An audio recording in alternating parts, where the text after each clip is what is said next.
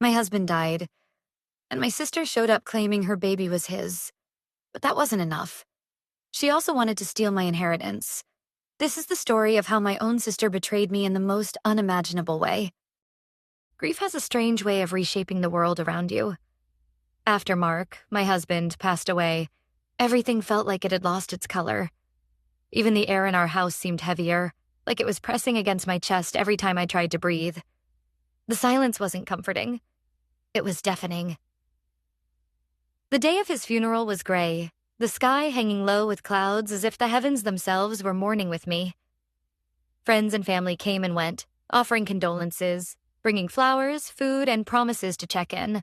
But when the last person left, I was still standing in the wreckage of my own life, alone in the home we had built together. Mark hadn't just been my husband. He had been my best friend, my confidant, the man who made me laugh when I wanted to cry and who held my hand through every storm. Losing him felt like someone had ripped the ground out from under me. But in the middle of my grief, I reminded myself of one thing. He had left me with security.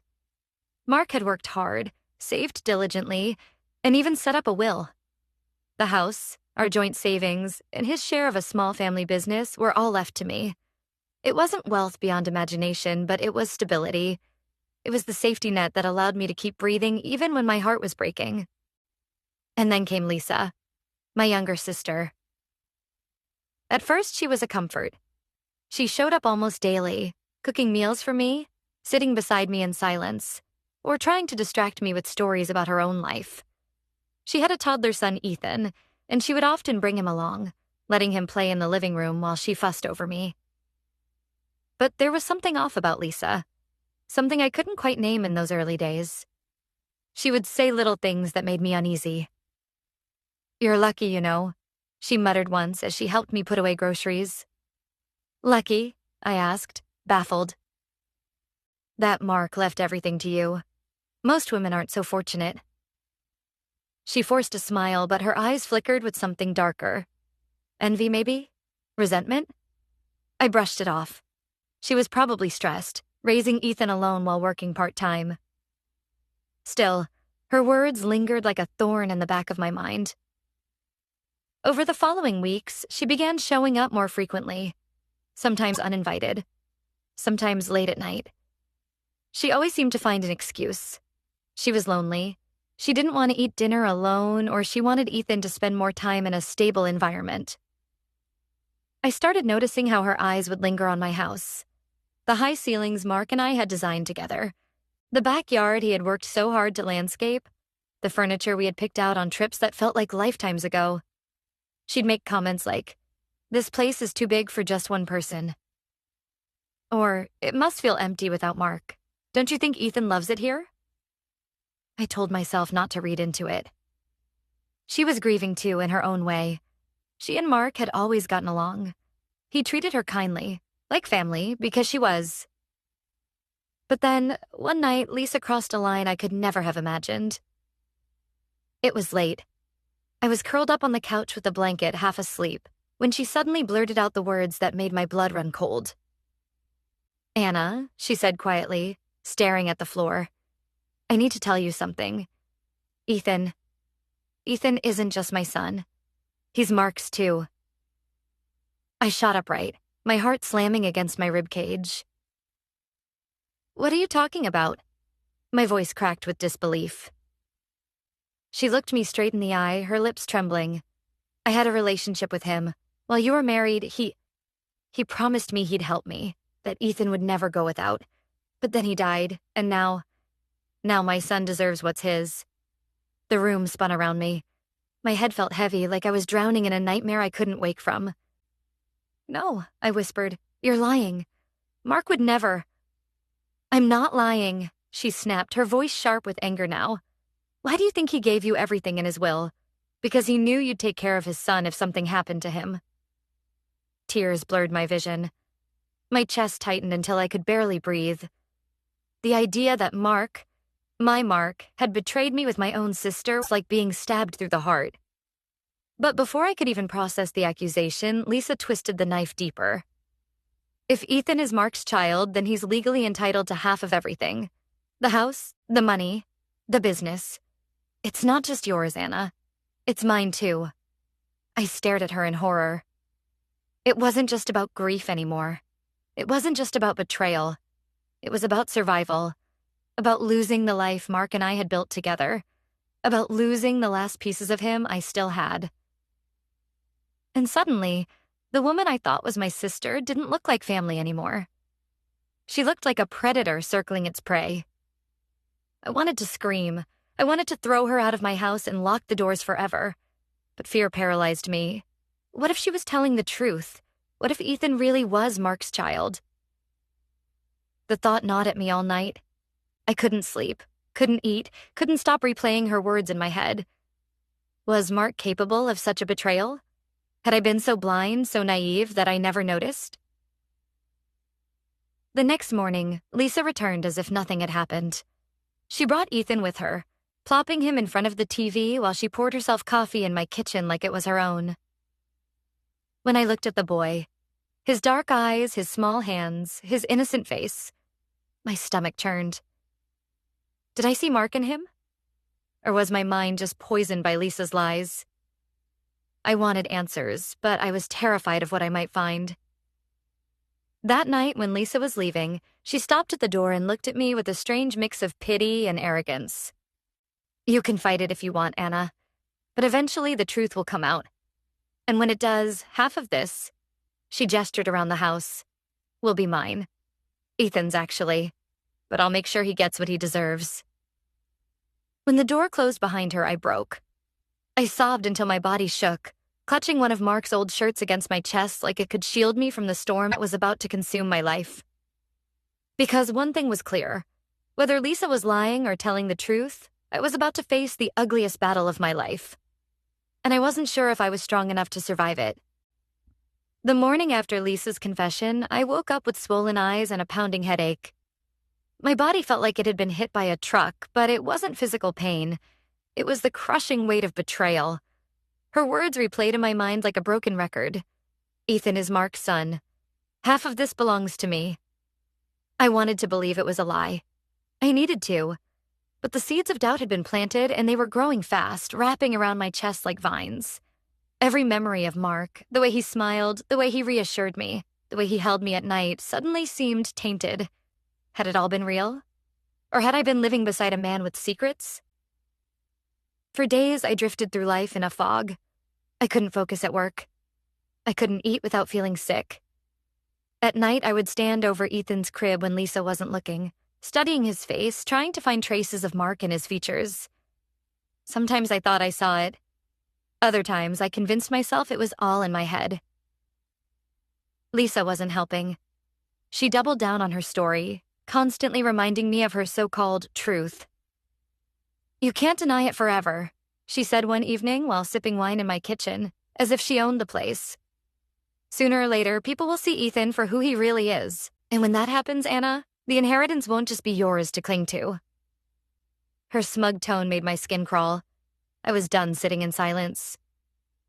If you're so sure, I snapped, my voice trembling with fury, then take a DNA test. Prove it. Her expression darkened. For a moment, I thought she might agree, but then she laughed coldly, setting her glass down with a sharp clink. I don't need to prove anything. Deep down, you already know the truth. The refusal was all the proof I needed. She was bluffing, but bluffing could still be dangerous, especially if she managed to convince other people. And that's exactly what she tried to do. Within weeks, whispers began to spread through our family. My aunt called me one afternoon, her voice hesitant. Anna, I don't know how to ask this, but Lisa told me something disturbing. She says Ethan is Mark's son. Is it true? My heart sank. No, it's not true. She's making it up to get money. But my aunt's silence spoke louder than words. Doubt was already seeping into the cracks. Soon after, my cousin confronted me at a family gathering. If Ethan is Mark's, don't you think he deserves something? It wouldn't be fair to leave him with nothing. I felt my cheeks burn with anger. He's not Mark's child. Lisa is lying. But the looks I received told me they weren't sure who to believe. My own family, the people I had grown up with, shared holidays with, were starting to turn against me. Lisa was winning. I couldn't let this stand. I owed it to myself, and to Mark's memory, to uncover the truth. I began piecing together a timeline. I pulled out old calendars, receipts, photos, anything that could prove where Mark had been during the months Lisa claimed she got pregnant. The more I dug, the clearer it became. Her story didn't add up. She claimed her affair with Mark had happened during a weekend when I was visiting my parents. But I remembered that weekend vividly. Mark had been sick with the flu. I found an old text from him complaining about being stuck in bed with tissues and tea. Then I checked Ethan's birth certificate. The conception date Lisa implied lined up with the time when Mark and I had gone on a long trip together.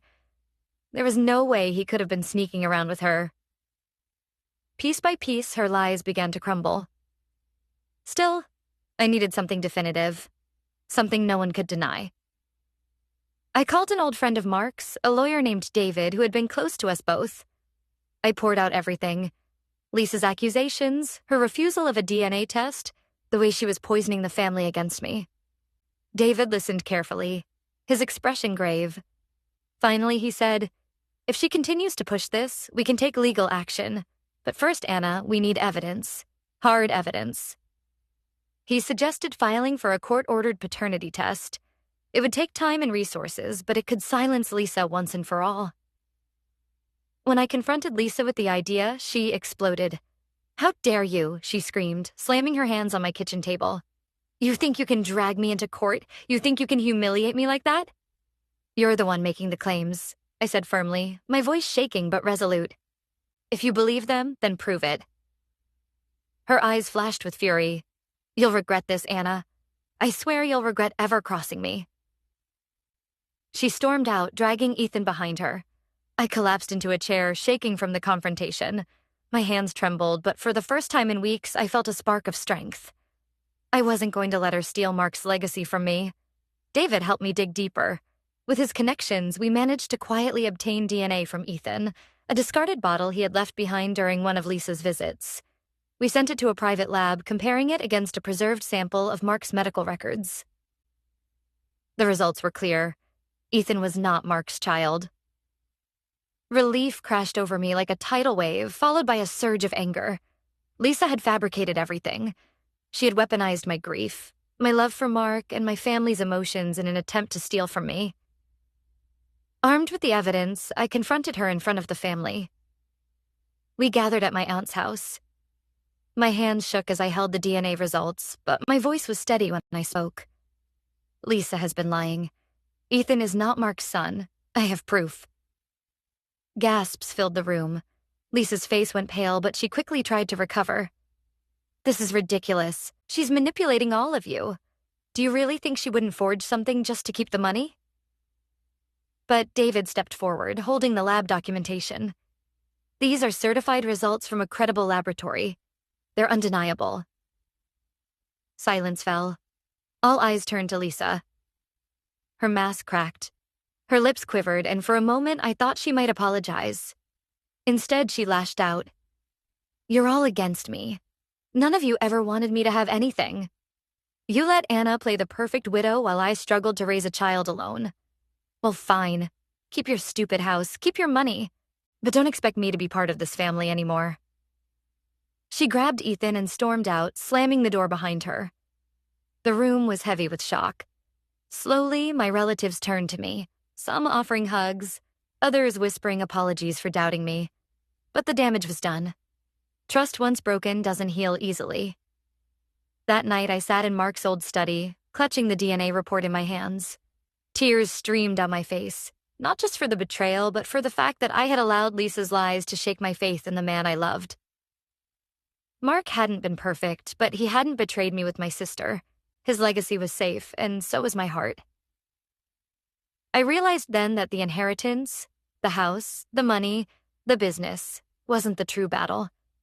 The real fight had been for my dignity, my peace of mind, and my ability to protect Mark's memory. Lisa had tried to take everything from me, but in the end, all she took was her own credibility.